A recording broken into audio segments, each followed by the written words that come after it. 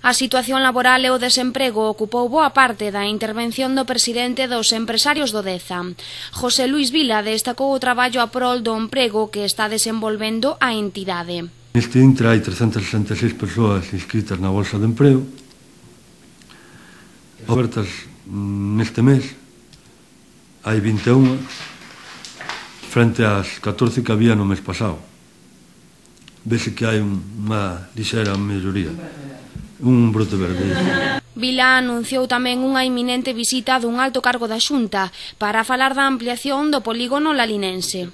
Eu, por exemplo, falei co